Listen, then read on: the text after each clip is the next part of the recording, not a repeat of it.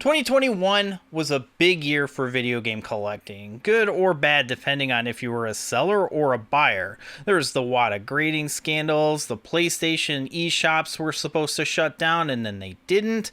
It was pretty hectic. But I tracked 205 video games in 2021 and I evaluated some price data, and I found some interesting details that can help predict where prices are going to go in 2022. I know the video is a little late, but it's still mid-January. Wait, no, it's February? Well, time flies when you're crunching numbers.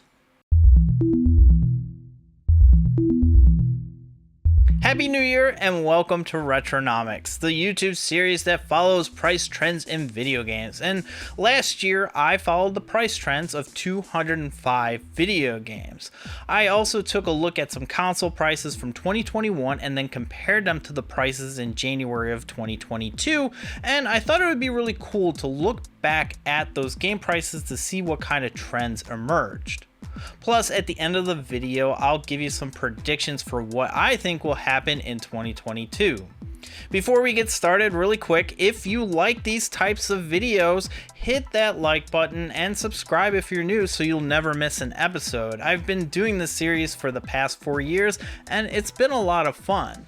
I get all of my price data from pricecharting.com, and I also check eBay sold listings to forecast whether the game prices will go up, down, or stay the same. This episode is a little bit different because each Retronomics episode that I did in 2021 was individual consoles or genres of games. So I've been adding the games all to a massive list.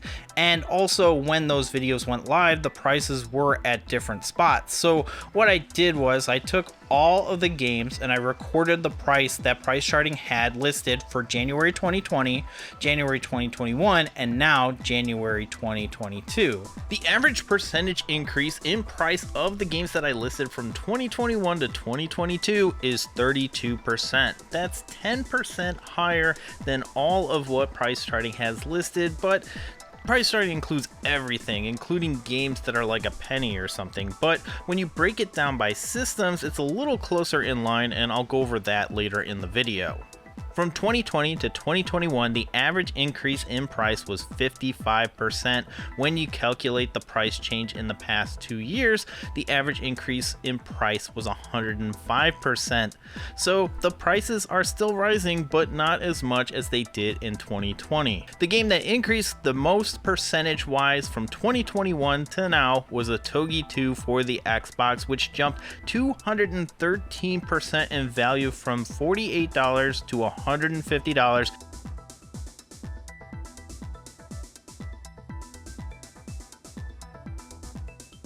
Switching over to the highest dollar change from 2021 to 2022, it's a little bit different with the Misadventures of Tron Bonne, which rose $210 to $561.46, which is a 59% increase over the $351 that it was in 2021.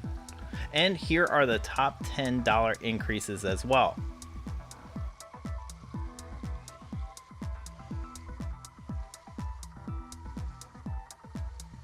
Now, not all games increased in value last year. 22 games lost a value of $1 or more, but only 8 games lost $10 or more, which I feel is more substantial. And the game that lost the most money was Stubbs the Zombie for the original Xbox. It lost half of its value over the past year. It was $103 in January of 2021, and now it's $50 at the end of January 2022.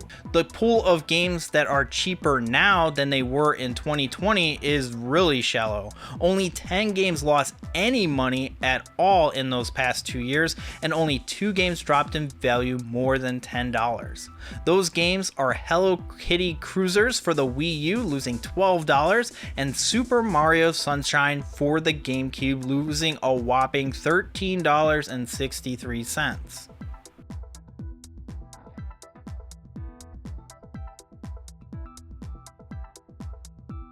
Now, when you look at game prices year over year, it doesn't really look that bad, but we did have significant peaks throughout the year, and half of the games that I covered in 2021 peaked in April, May, and June of 2021, with 49 of those games peaking in value during April alone. Only one game that has peaked in April has returned to pre-pandemic prices, and that's Halo 2 for the Xbox, which only dropped 25 cents.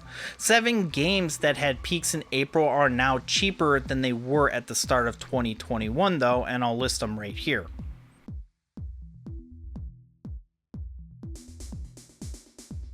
Now, I've been looking through these trends, and there isn't one system that stands out among all of the games. Sure, almost all of the Metroid games that I forecasted back in November have increased the most in 2021, but you can explain that away by noting that Metroid Dread came out in September, and those games actually peaked in October or November and are kind of on their way back down. Now, since I didn't track an even number of games for every system, I took data directly from pricecharting.com from the last January and compared it to data in 2022. Keep in mind that this is all of what price charting has listed under each console, including those oddball one-off items like the Nintendo PlayStation console. I usually clean these out, but this video has taken me long enough to parse through the data already, and when I have been taking stuff out, it doesn't really affect the averages too much. And the PlayStation has had the biggest average dollar increase in 2021.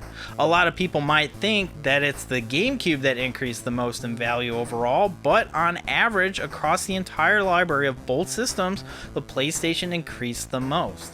PlayStation increased in value about $19 on average, where the GameCube increased only $13 on average. But you want to know what's interesting? The Wii U actually increased in price more on average than the GameCube at $14 per item. And when you compare it to the other systems like the PlayStation 2 only had an increase of $2 per item listed on price charting. Also, the OG Xbox increased only $4 per item. When you compare percentage increases, the playing field levels out, with the PlayStation still increasing the most at 29.77% on average per item. Then you have the Wii U and GameCube neck and neck, with the Wii U increasing 28.4% and the GameCube increasing 28.37%. Then, rounding out the bottom here, you have the Xbox at 26.71%, followed by the PlayStation 3 at 22.3%, the PlayStation 2 at 22%, and the Wii at 13%. So you've made it this far through all of that data, so what does it all mean? Well, the April spike was likely a combination of multiple factors, such as stimulus checks that went out in March, tax refunds, and all those paper hands cashing out the GameStop squeeze and the crypto sell-offs. It's not just video games that have increased in price. Used cars are ridiculously expensive as well, the same thing with home prices. Otogi 2 gaining the most price in 2021 is probably due to the fact that it's developed by From Software. A ton of their games, especially those where the name isn't on the box, have jumped crazy high in value. The other games, on the other hand, it's not 100% apparent on the surface, but really the biggest event that happened last summer was the threat that the PlayStation Store for the PlayStation 3 and Vita were going to shut down, effectively locking a ton of original PlayStation and PlayStation 3 games to their original physical media.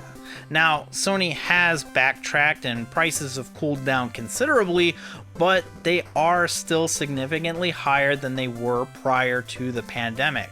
You also have to acknowledge the WATA graded game craze. While the spikes in prices came before the huge WATA headlines like the $2 million Super Mario 64 and Karl Jobst's expose on the market being manipulated, the WATA graded market was still making headlines well before that, with a $660,000 Mario Brothers selling at the start of April.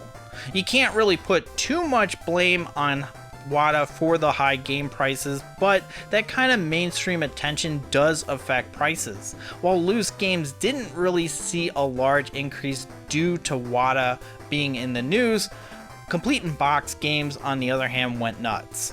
Especially for systems where complete in box collecting is uncommon. NES, Super NES, Nintendo 64, all of those have had their CIB prices go crazy. Super Mario Bros. Complete in the box is now $345 when just last year it was under $100. Which reminds me, I need to get some box protectors for my games. Another factor affecting prices is re-releases or remasters. Super Mario Sunshine is the game that has lost the most value, mainly due to it being re-released on the Nintendo Switch in the Mario All-Stars 3D collection, along with support for the analog triggers from the GameCube controllers.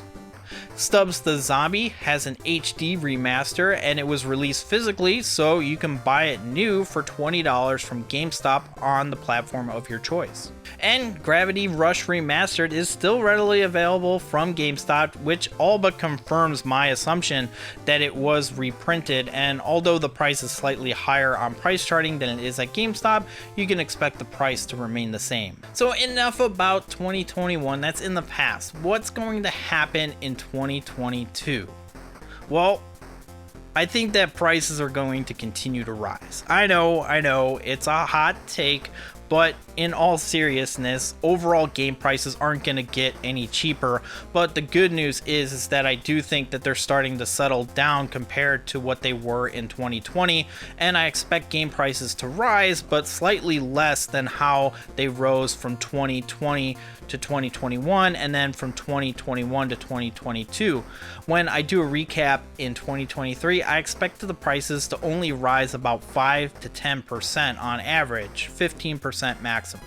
Now, there still will be spikes. There are actually a handful of games that I forecasted on this list that have started to jump in price in the past couple of months, and they haven't peaked yet.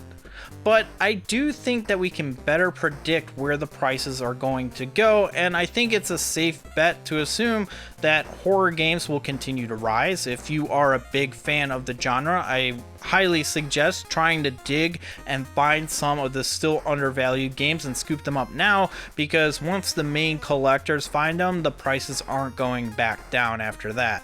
The system that I think that you should keep an eye on is the Wii. The library of the system only raised about $2 on average, so I think that we're going to see a lot of people who got priced out of the other retro systems start to focus on the Wii.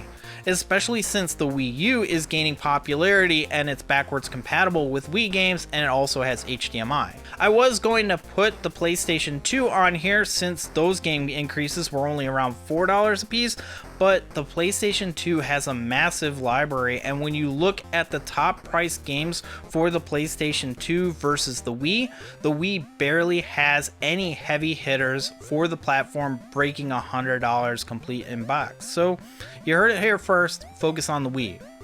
As far as publishers are concerned, Atlas and From Software games will continue to be heavy hitters. I don't really expect these games, especially the older ones, to drop in value unless there's re-releases for them.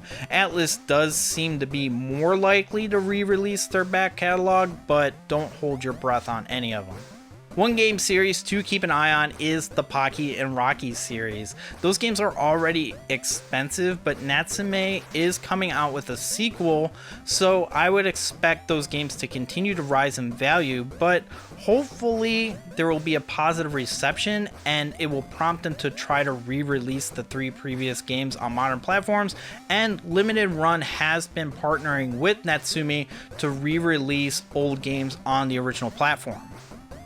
So that's my recap for 2021 and predictions for 2022. This is the first Retronomics of the year, and I know I'm a bit late, but you can expect more console-focused Retronomics episodes along with others that I'm working on. So please let me know in the comments below what kind of data you want to see, along with any consoles or game series that you might have an interest in.